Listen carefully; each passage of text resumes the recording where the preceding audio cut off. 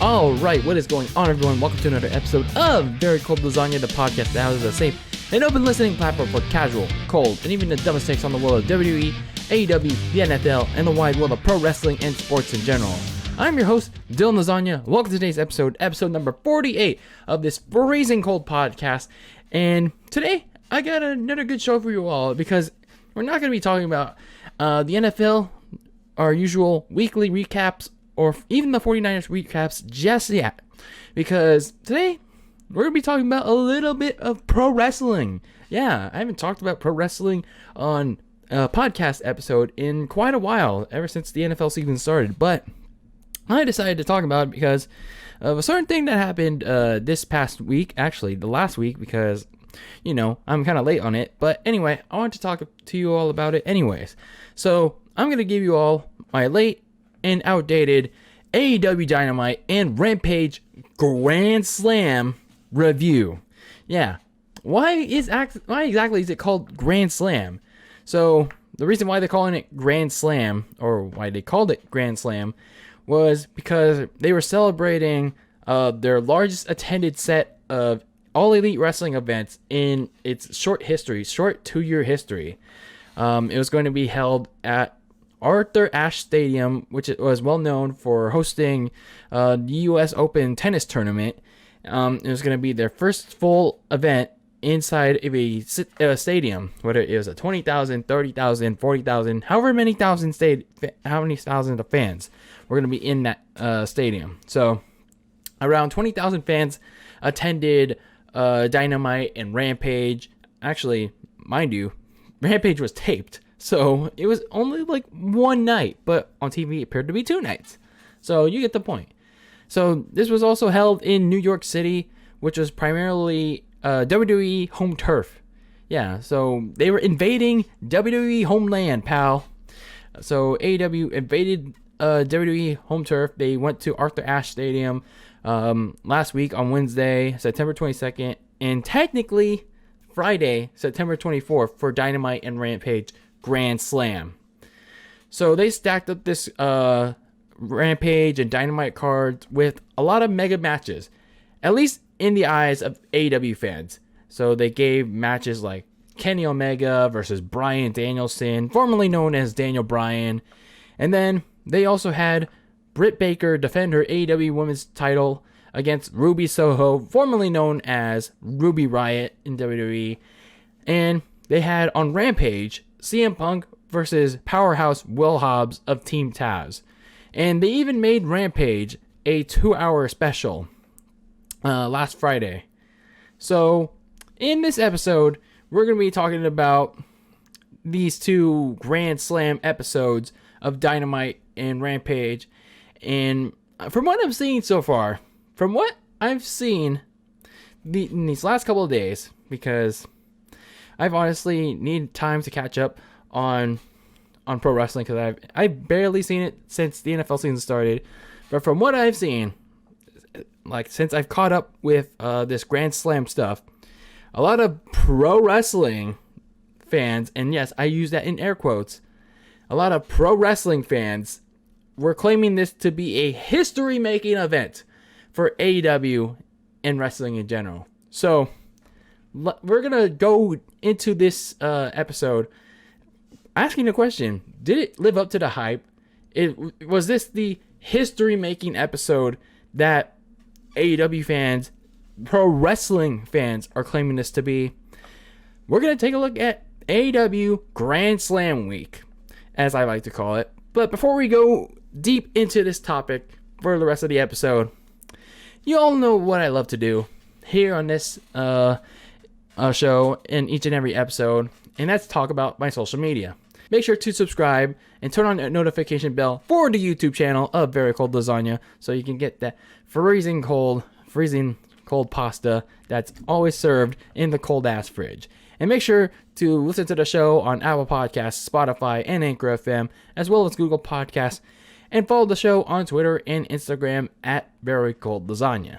So let's talk about AEW Grand Slam Week, which kicks off on September 22nd with Dynamite, their weekly show, titled AEW Dynamite Grand Slam. Technically night 1, or whatnot. So 20,000 fans in attendance for night one. Technically, that's the live portion of this Grand Slam week for AEW. So this Grand Slam week kicks off with the dream match between Kenny Omega and not Daniel Bryan anymore, Bryan Danielson. Yeah, we can no longer refer to him as Daniel Bryan because no, he's not in WWE anymore. We got to refer to him by his real pro wrestling name, Bryan Danielson. So both of them come out to a sea of sea of cheers and whatnot from the crowd. People are going wild for whatever reason, because it's the dream match between Omega and Danielson. This was a non-title, and it opened the show. Kenny Omega tried to paralyze Daniel Bryan with various V-trigger knees, dragon suplexes.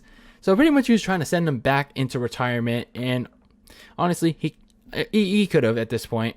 But Bryan kept fighting, and he kept on fighting and fighting.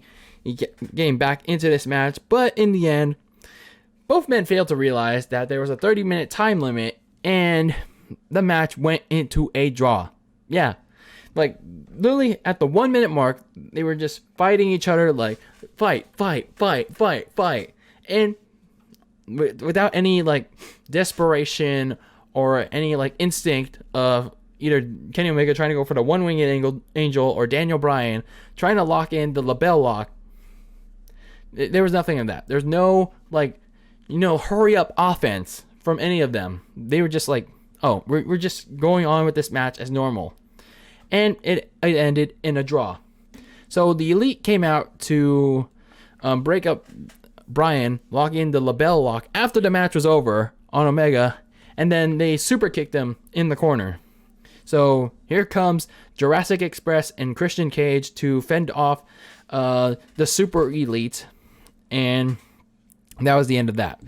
And my God, how can people really say this was a pro wrestling classic?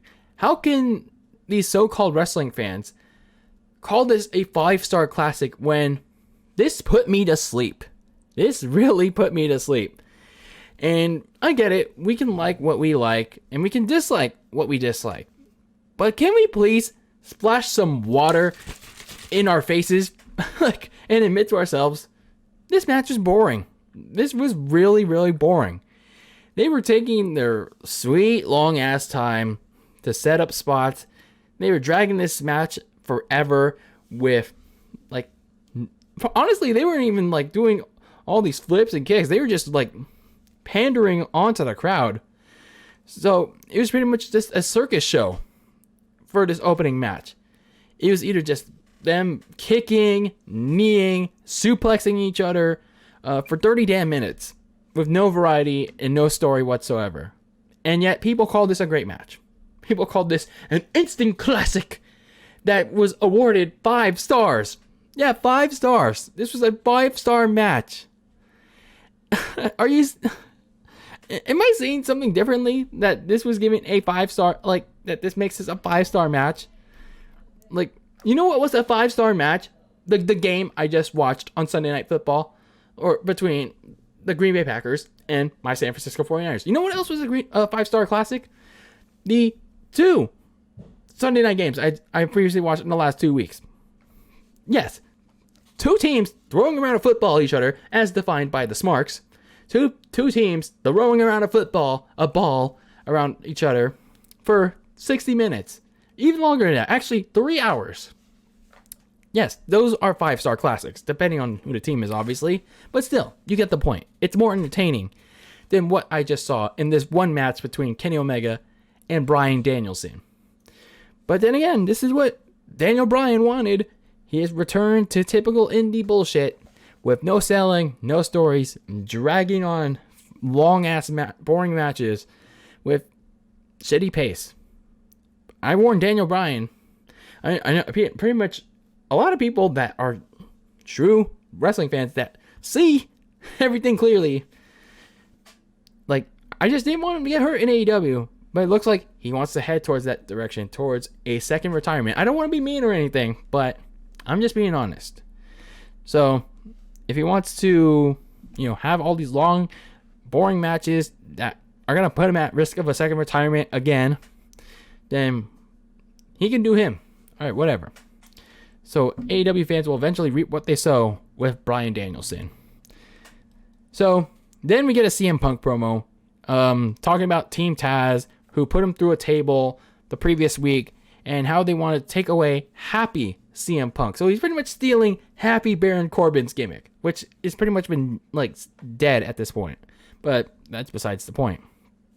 So they wanted to take away CM Punk's happiness and pro wrestling from him. And that made him angry. That pissed him off. And he's going to take all that anger and frustration on Powerhouse Hobbs on Rampage Grand Slam this Friday. So he promised to put Will Hobbs to sleep on Rampage, and I'll admit the promo was okay. Like, at least when it comes to promos and mic work, CM Punk is still good at it. I'll admit that. But everything else about Punk, when it comes to wrestling, when it comes to being a actual human being, when you look past Punk as a wrestler, he's an absolute douche. He's an absolute douche. So, with this match with Powerhouse Hobbs, we're going to get into later on, like, it made me care so little. It still made me care so little. So, if we were looking at this as an actual fight, Powerhouse Will Hobbs could actually beat the ever-living shit out of CM Punk. But since this is pro wrestling and not sports entertainment, Punk was going to put himself over. He was going to let himself beat Powerhouse Hobbs. Side note, what is it with both AEW and hardcore wrestling fans trying to separate the terms pro wrestling and sports entertainment from each other when they're both the exact same thing? Like, how are they different?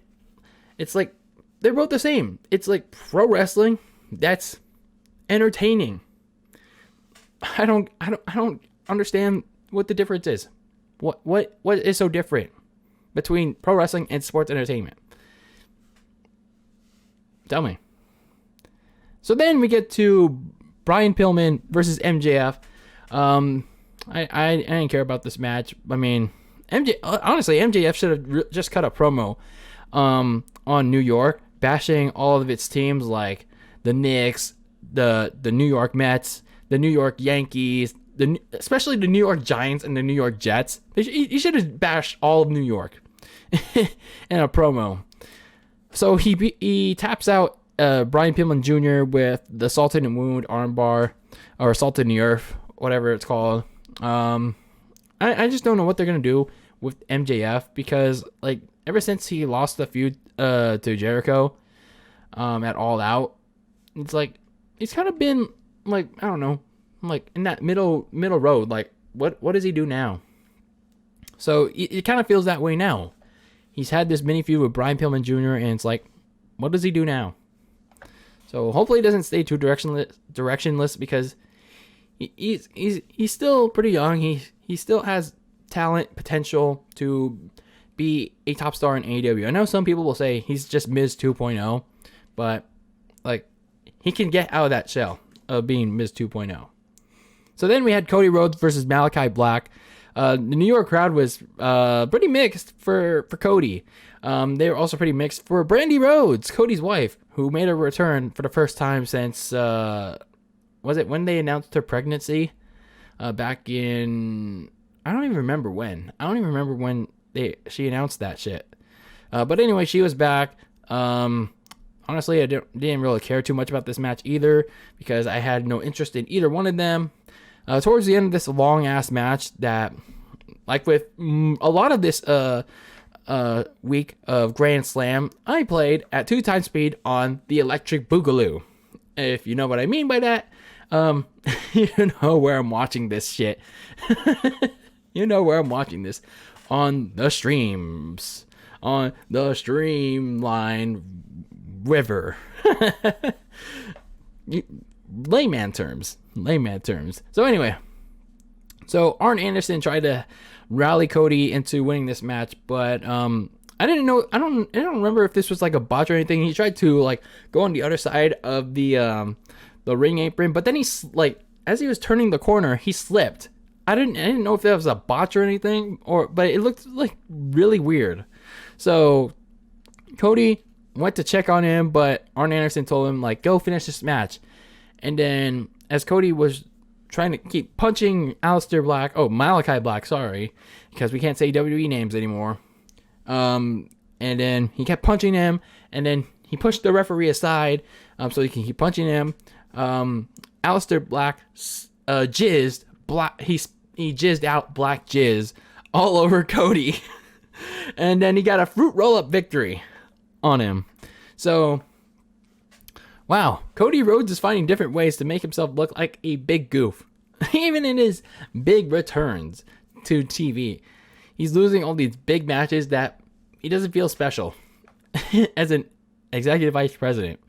So, this was the latest example. Being jizzed on by Malachi Black. And it's not the good jizz. So anyway, this match was boring.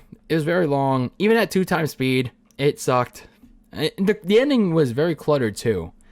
I just didn't give a shit about it, especially about Malachi Black, because of that story of just going after the Rhodes family for reasons of wanting to stalk them.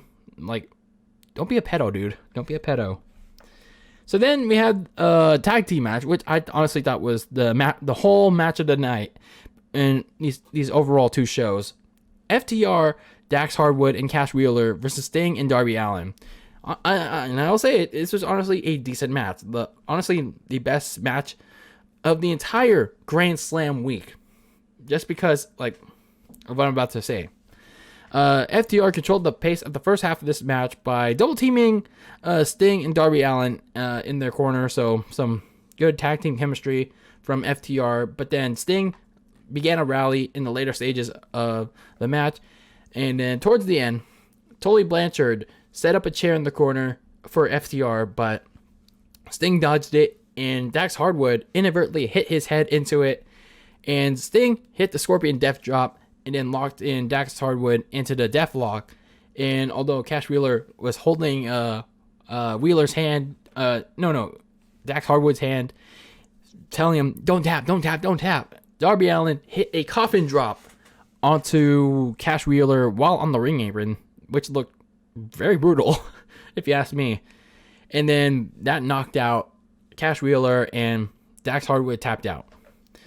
And why I say this was the best match of the whole Grand Slam was because how Sting looked. He still looked pretty damn good wrestling at his age. And unlike his match at Double or Nothing, where he was no-selling like a motherfucker, he actually sold the moves FTR was giving to him. He gave them time to, hit their moves, and then he sold them like, how he used to sell them back in the day. And I gotta say, Darby Allin is like one crazy bitch. Like, how does he take these nasty ass falls and then suddenly recover from them? It's like, this is why wrestlers nowadays don't last like a long time, because they take these unnecessary bumps. And I really hope he tones it down just a little bit, because he's gonna hurt himself. He's gonna really hurt himself. But I'm just glad he's fine. So good match overall. I liked it. Some good traditional tag team wrestling there. So then in the Grand Slam main event, for Dynamite at least, the AEW Women's Champion Dr. Britt Baker, DMD, defended her title against Ruby Soho. So Ruby Soho pretty much had this match won with her finisher. I don't know what it's called, but it's like a Soho kick or whatever she's calling it. But when she was about to win the match, Reba and Jamie Hayter got up on the ring apron, hit the kick. She hit them with the kick, and then that distracted Ruby long enough for Britt Baker to lock in the lockjaw on Ruby Soho, and she tapped out. Yeah, she literally tapped out. She didn't pass out like Chris Statlander did it All Out. She tapped out like a pussy. She's like, oh, I can't handle it. I can't handle the dentist. Wow. Talk like I don't care about that. Like, but talk about like, even though at a 3-1 disadvantage, I don't care if there's gonna be a rematch or whatnot. I don't care how AEW fans want to spin it, so I'll say it here and now. So that was the hype. The grandiose of Ruby Soho in AEW. All that hype. All the talk of the town of her winning that casino battle royale in her debut. How she's going to lead the charge of the AEW women's division. And then she pussies out to the DMD, the true star of the women's division in AEW 2 weeks later. LOL. Talk about LOL. What a way to pretty much lose all the momentum that she had, or whatever momentum she had in her like debut. Like, I know AEW fans will say, oh, but she lost via distraction, so she has the right to get a rematch. Like, she's gonna have Reba and Jamie Hayter banned from ringside or locked in a shark cage or something. So I guess by WWE logic, they'll just give her one. They'll just ban Britt Baker's associates from ringside, they'll give Britt Baker another associate. I'm sorry, but the Soho train has been derailed. The Runaway should just be cast away because she fucking sucks. She literally has no appeal whatsoever. So overall, that was Grand Slam Dynamite edition, and that was day one technically. It just felt like your typical episode of Dynamite. Matches happening for pretty much no reason. Actually, and a lot of these were hot-shotted matches. So these are a lot of hot-shotted matches for Smarks to blow their load. Yeah, this was very, very like I don't know if I say unusual for AEW to do this, but it just seems very hypocritical for like AEW fans to say, oh, it's fine for us to blow our load with Kenny Omega versus Bryan Danielson and the DMD versus Ruby Soho, but it's not okay for Roman Reigns versus Brock Lesnar for the Universal title at Crown Jewel, or Bianca Belair versus Becky Lynch again. Or probably not the best example. Or here's another example: Big A cashing in the Money in the Bank because of AEW. So, yeah, this Grand Slam day one was all hot-shotted matches that AEW fans can't seem to realize. These were hot-shotted matches, like no matter what way you want to spin it, and no matter what way it ended. These matches were hot-shotted for a ratings bump. And let's be honest. This Dynamite Grand Slam did not move the needle at all. It did not. 1.2 million in the ratings is nothing special. It honestly is nothing special. Now, in fairness, I guess it's getting close to Monday Night Raw, sure. But is it going to is it going to surpass Monday Night Football? Is it going to surpass the NBA on ESPN on Wednesday nights? Is it going to surpass the NHL when it comes to TNT? Ask me that. So, all in all, with this Dynamite Grand Slam edition, this had a lot of hotshot booking that didn't pay off. It did not pay off. For 1.2 million viewers, that's a fail. That's a big fail to have such a hotshot card for only 1 million views, essentially. 1 million viewers. How sad. And don't give me the crap about key demos, because who gives a shit about the key demographics? That 18 to 49 key demographics? Dude, why did we even mention the key demographics? Who's giving a shit about the key demographics? We've only talked about that since the existence of AEW back in 2019 when Dynamite started. Why now are we talking about this crap? Have we mentioned about that since the Monday Night Wars? Have we mentioned that since Monday Night Football started against WWF with Monday Night Football versus Monday Night Raw. Like, why are we suddenly talking about this key demographic crap? Like, it's stupid. It is really, really stupid. So, all in all, this Grand Slam was just part one of this bland scam of not just my time, but everyone else's time. So, what else did they have to offer for Grand Slam week? So, let's look at day two. Let's look at the so-called day two of bland scam with AEW Rampage. Because this was such a special occasion for AEW in the fact that they were in a tennis stadium. The Rampage episode was 2 hours. But here's the key catch. It was taped. It was freaking taped, bro.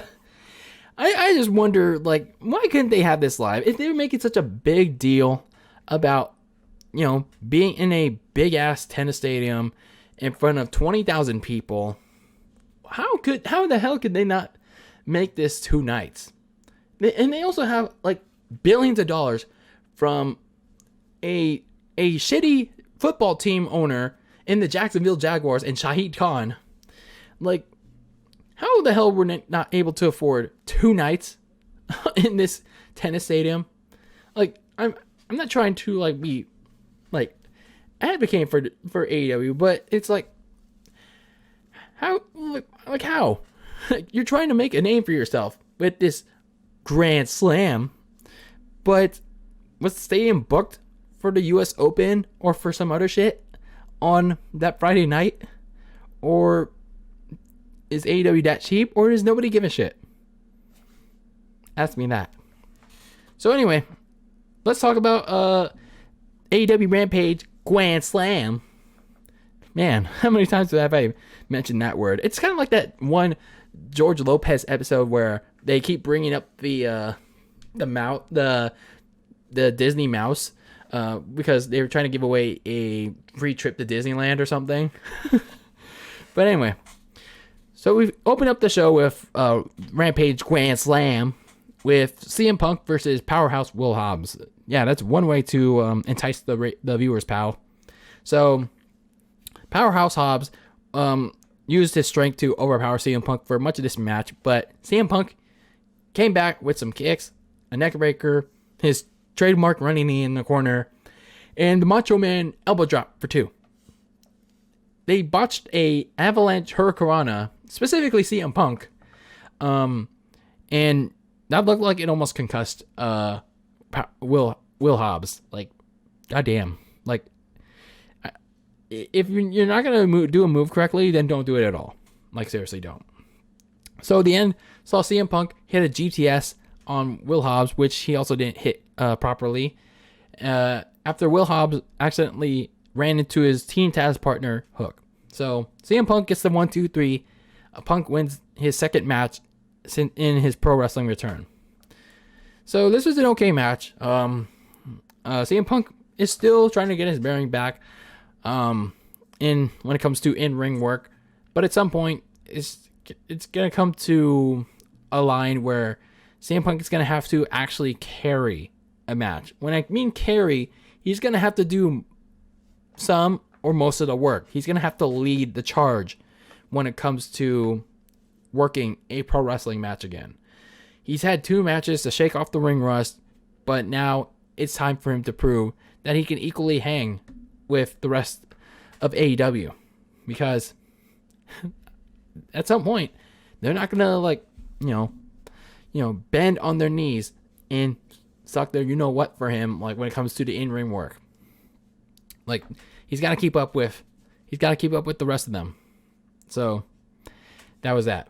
So then we had some 6-man tag team action, which involved the Super Shits, Adam Cole, and the Cucks of Suck going up against Jurassic Express and Christian Cage. Luchasaurus ran through the Super Shits after a commercial break, and he tried to win his team into a victory, but he tried to get the Jurassic Express finisher going, but it failed, and things started to break down for the good guys. So this rapid fire sequence that started to go on, it saw the Cucks of Suck take out Christian and Jungle Boy, and Adam Cole took out Luchasaurus with the Panama Sunrise, and with a assist from the Cucks of Suck with a BTE trigger, Luchasaurus was finished off sadly with a last shot knee, or the boom knee, to win for the Super Shits. So this match was pretty much your typical Cucks of Suck indie bullshit match, now with the flavor of baby Adam Cole. So I was watching this at 2x speed as normal. I highly recommend everyone do if you're just bored out of your mind watching AEW. Watch this on the streamlined river of the Electric Boogaloo River. Watch AEW on the Boogaloo. Put it at 2x speed. Get through this match as quick as possible, because this was very unbearable to watch. Because of the constant spot orgies that are making all the hardcore fans, go like this, oh shit, boom. Like Adam Cole, baby. There was a lot of typical spots happening throughout this match. From the super kicks, super flips, spots, setup spots that are going to obviously be spots, to the no-selling nonsense from everyone involved except for Christian and Luchasaurus, because, well, they're the more smarter wrestlers that know how to sell moves. Because, yeah, these are all indie fucks. These were all indie jobbers, indie fucks. So, unlike, certain matches that can actually tell a story and have characters, this match is the personification of an insult to my intelligence. Right here. So before we move on, I also would like to say, can you stop making Luchasaurus lose, please? AEW, can you please stop? He has the potential to be a mainstream person, because he has the cool look of a dinosaur, rawr.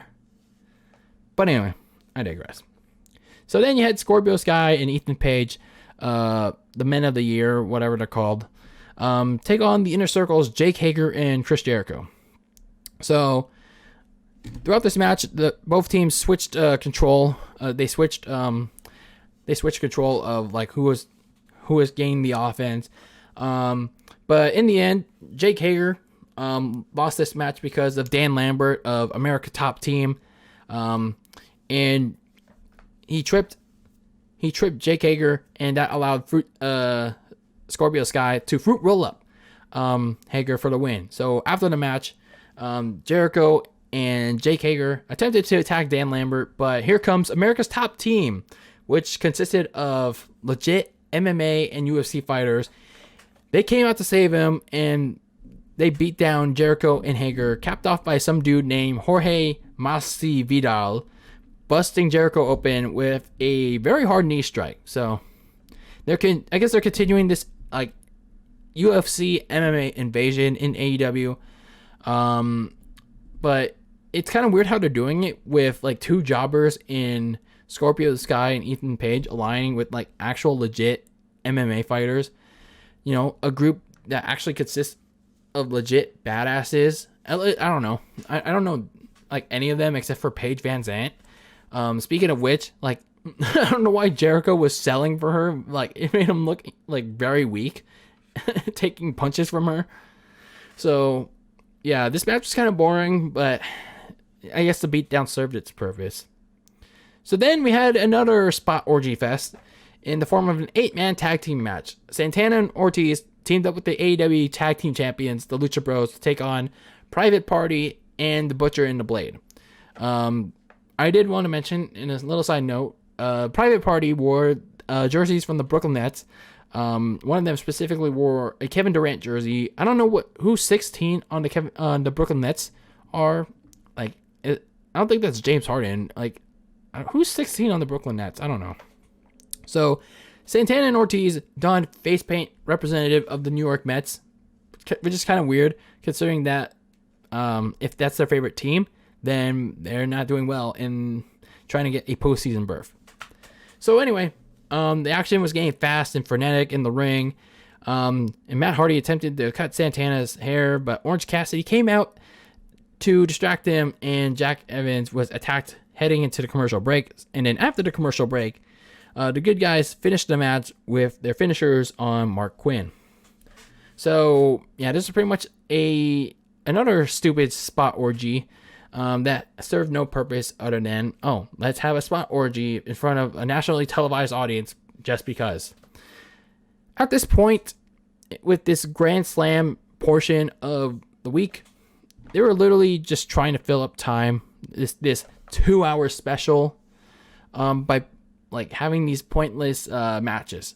This was literally at this point this was literally like a nationally televised like dark show. It was literally AEW Dark on national television, because this was just so pointless. Like, this match was literally pointless. So in a post-match interview, Matt Hardy was sick and tired of Orange Cassidy sticking his nose in his business, and he challenged him to face Jack Evans in a hair versus hair match. So, yeah, whatever. So after that, Miro beat up Sammy Guevara and Fuego del Sol ahead of their TNT title match next week on Dynamite. So there's that. A vignette played of Andrade telling Pac that whenever they face off next, Pac will have no excuse for losing, and Andrade will have, gratification because he won cleanly. I don't know. I don't care. But I will say this. Why does Andrade feel the need that he needs to have this match again? I don't know. So, in another technically good match, which has actual good work rate and good, spot orgies, if you know what I mean there. Anna Jay took on Penelope Ford. So Anna Jay was trying to get revenge on Penelope Ford after last week's Rampage, where the Bunny, Allie, and Ford took out Jay and Tay Conti with some brass knuckles. So Anna Jay went right after Penelope Ford. She went all aggressive and attacked her and beat her up in a cat fight, and I was like, oh my god. So after the commercial break, the two were facing off. It was kind of weird. I didn't have that commercial free feed that's on the Streamline river. So the commercial break version had this awkward transition of they're already facing off in the ring, so we don't know what the hell happened in between that. There's no picture in picture. So the Bunny distracted the referee long enough to pass some brass knuckles to Penelope Ford. So Ford won the match against Anna Jay, and afterwards the Bunny and Penelope knocked out Tay Conti too, because she was trying to save Anna Jay from a post-match beatdown. And it looked like the segment was over, but nope. The Hardy family office came out to block anyone from stopping the Bunny and Ford from beating down on Tay Conti and Anna Jay. But here comes Orange Cassidy and Chris Statlander leading out the Dork Order to push away the Hardy family office. So I guess everything that was going to happen post-match is going to lead to multiple matches in the coming weeks involving these two factions, and one of them is going to happen on Dynamite this week between Anna Jay and Tay Conti going up against the Bunny and Penelope Ford. That's going to happen this week on Dynamite, and that's probably the only match I'm going to care about because reasons, pal. They got some good work right there, John, if you know what I mean. Speaking of next week's Dynamite and Rampage, actually technically it's this week. Some things were announced, like Dante Martin, Matt Sydal going up against Cody Rhodes and Lee Johnson. Jungle Boy going up against Adam Cole, baby. And Orange Cassidy and Jack Evans in a hair versus hair match made official for next week's AEW Rampage. So in the main event, we had a lights out unsanctioned match between Eddie Kingston and Jon Moxley going up against Lance Archer and Minoru Suzuki. I should just say Minoru Sushi, because I don't know who the fuck that is. So Sushi and Archer took out members of the ring crew during their entrance, and while Moxley and Kingston were on their way to the ring, they were attacked by the heels. So Kingston, like, this was like a really weird spot. Like, he got put through a table by a kick, like literally a kick by Sushi. Like, what? How does that make sense? So, and in another weird spot, Lance Archer threw Jon Moxley onto the AEW ring crew before choking him with a leather belt. That went into the last commercial break of the evening. And then after the commercial break, Moxley was handcuffed with duct tape, and he got continually beat down by Sushi and Lance Archer. And towards the end of the match, Lance Archer was going to finish off Eddie Kingston with the reverse crucifix powerbomb onto like two standing steel chairs that would have broken his back or his chest. But wrestling legend Homicide came out to attack the heels with the chair. He also freed Moxley from the duct tape, and then Moxley and Kingston began a rally. Moxley hit paradigm shifts onto Lance Archer and Suzuki, and then Eddie Kingston put Lance Archer in a trash can, and he pretty much spammed the kendo stick move onto Archer for the win. I'm like, okay, whatever. You know, for a lights out match, typically it's reserved for the most personal of feuds, the most personal of bloodbaths, but this was kind of a mockery of that. This was really kind of a mockery of, like, those two things I just said. These were four guys just fighting for the sake of fighting. And in turn, this just felt really, really flat. At least it matched the tone of this entire Grand Slam week that I just talked about. Flat and hot garbage. Boring as fuck. And to be honestly blunt, the women that were in the last lights out match, Britt Baker and Thunder Rosa, they made their lights out match much more brutal, much more entertaining, and at least much more realistic than any of the four guys involved in this lights out match. Like, when the women top the men in a lights out match, that's embarrassing. That is really embarrassing, man. Like, how do you, like, how? So all in all, it was also very obvious that they were trying to rush through this match because they had little TV time remaining for this hardcore lights out match because there was no, like, intensity. There's, like, very little time to set up spots and whatnot. As such, they were rushing through it, and, like, there was no blood.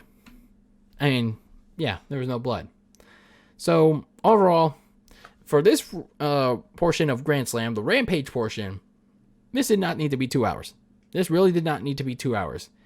They just wanted it to be 2 hours so they can stretch out all the spot orgy, multi-man tag team matches into commercial breaks to maximize this special week for AEW. Especially this special week for Rampage that was technically taped. This could have been served as at least a 1 hour live show with the lights out Punks versus Hobbs. And as much as I hate to say it, like, you could have had at least one spot orgy match in the Super Shits and Jurassic Express and Christian Cage. That would have been a serviceable lineup. Really. Like, instead, you just had to drag everything in a 2 hour show. This was really boring. It's equally bad as the Dynamite Grand Slam. So, final overall thoughts. Grand Slam week is an overall overhyped, overrated, and super boring snooze fest. You know what I was doing while watching this Grand Slam, like, event, like both Rampage and Dynamite? I was playing Lego City Undercover. Yeah, a Lego game that is just like the Lego GTA. Yeah, I don't know if you ever heard of Chase McCain, but he's like a cop trying to solve a mystery of, I don't know, what is it, like, trying to solve the mystery of a guy who took his supposed girlfriend's father Yeah, this shit happens in a Lego game, man. This shit really happens, and it's kind of very open world style of Lego game. You're driving cars, and you can crash into other cars and break them like Legos. Yeah, I was doing that. I was trying to go through this Lego City undercover game while watching Grand Slam, both Dynamite and Rampage, because these shows were just awful. These were awful, man.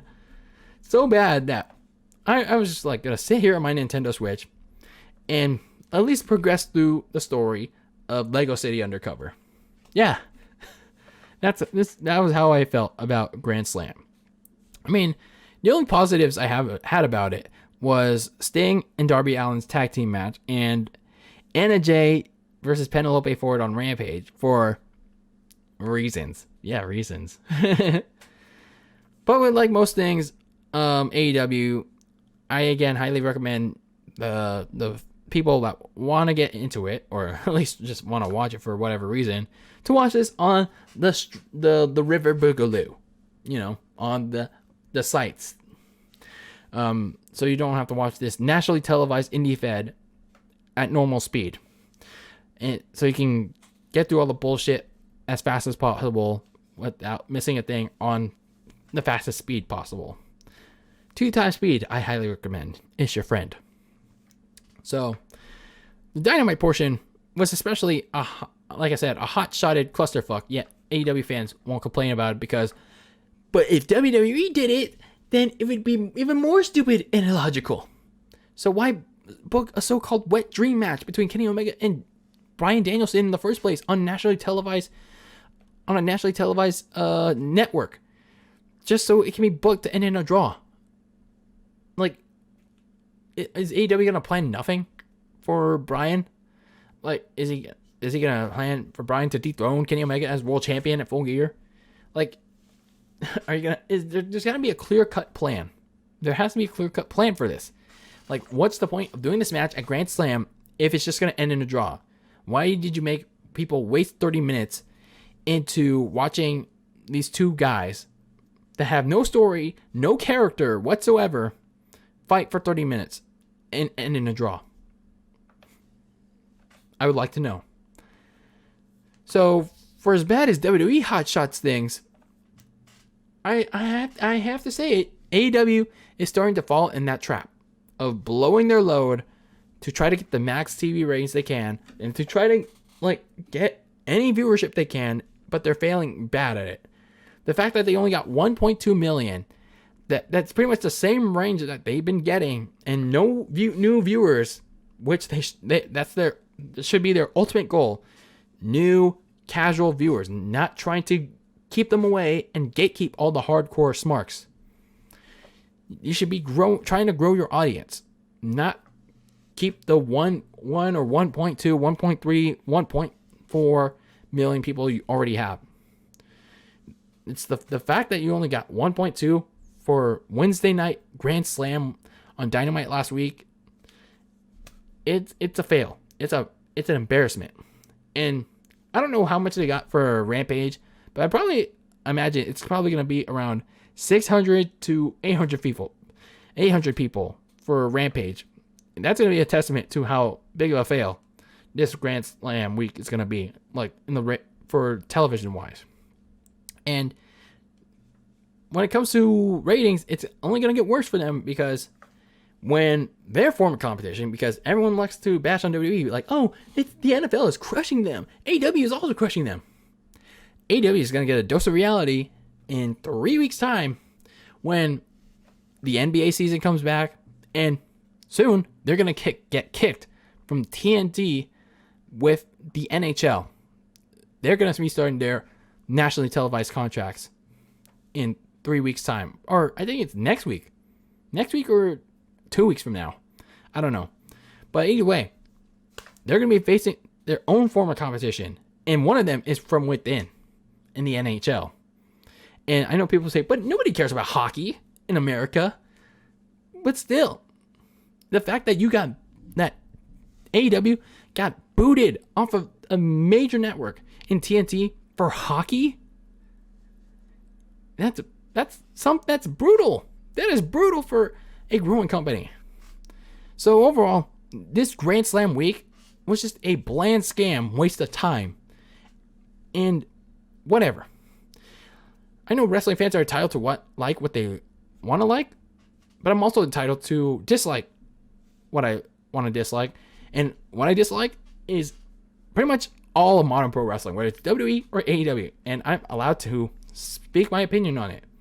No matter how stupid it is or how smart it is, I'm allowed to speak on it. Because pro wrestling, in its current form, it's god-awful. And no, it's not back. It's not better than ever. It's worse than ever. Okay? Hear me right now. This Grand Slam is an indication that pro wrestling is worse than ever. Okay? Okay. So anyway, that was your review of AEW Grand Slam Week, Dynamite and Rampage Grand Slam from September 22nd, 2021 and September 24th, 2021. What did you guys think about these so-called grand televised AEW events? Let me know how you felt, whether it's in the comments on YouTube, a comment on Twitter or Instagram, or a direct message. However, because I would really like to know how you guys feel about these really hyped AEW events. But let me know how you feel. But anyway, that's it from me here on Very Cold Lasagna. I just wanted to get my thoughts on this wrestling matter.